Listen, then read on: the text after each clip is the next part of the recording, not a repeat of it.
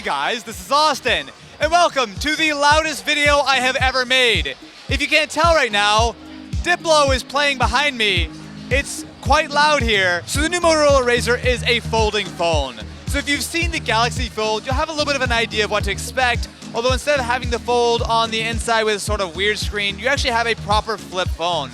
So it's very reminiscent when you look at the design, especially on the bottom little chin area. We have the speaker, the USB-C port, as well as the fingerprint sensor. But the thing that really jumps out to me about this is that it's actually really well done. So with the Razr, what you're getting here is a 6.2-inch OLED display. Now, like in the Galaxy Fold, it is very flexible, so you can easily open and close it.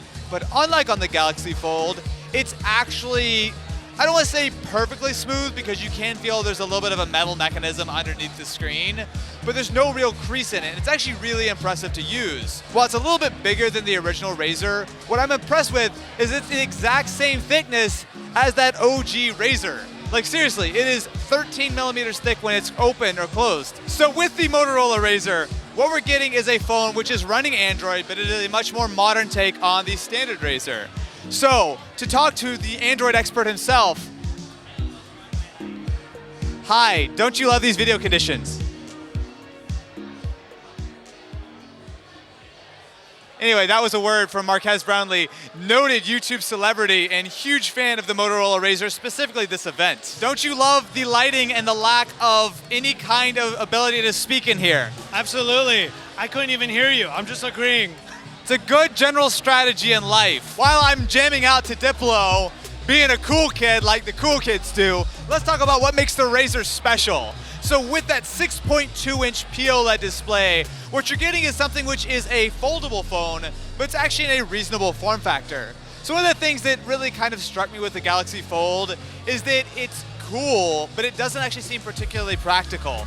However, with this, I'm a little bit concerned about durability. So as you go to close the phone, you'll see there's actually a little bit of a gap in the underneath the hinge, as well as when you look at the bottom of the screen, it actually tucks in and out as you fold it.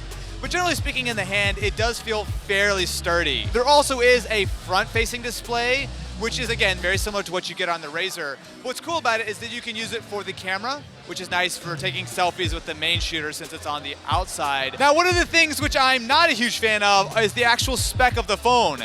It's running a Snapdragon 710. So if you're familiar with the Snapdragon 710, it has graced such wonderful devices such as the Smartisan Nut Pro 2S, the mystery tech phone that we took a look at recently, and by recently I mean last year. Look, it's weird that this is a very expensive high-end phone that has a mid-range 2018 processor, but they definitely spent a lot of money on the design, on the screen. It does actually feel really impressive.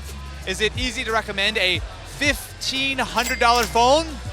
Yeah, I mean it's cheaper than the Galaxy Fold, but it is a $1,500 phone. A lot of the specs realistically with this phone are fairly underwhelming. The processor isn't anything all that special, that's very bright. As well as you're getting a okay camera. It's not actually that good, but I mean, from my early testing, it seems to be fine, especially it's very dark in here, it's kind of hard to tell.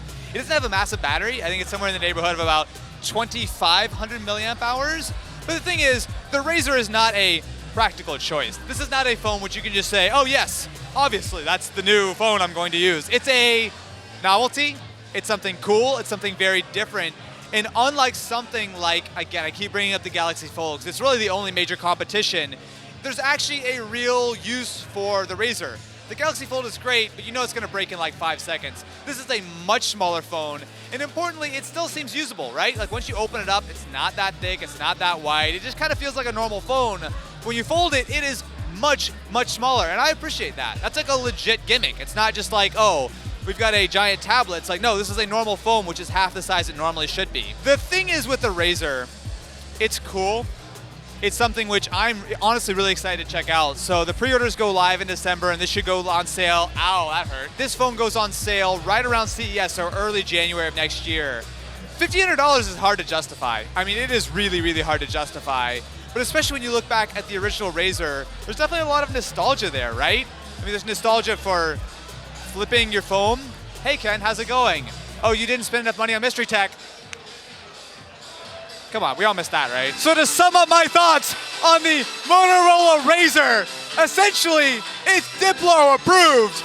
And also, I probably should go back to the studio and talk more about the original Razr right now.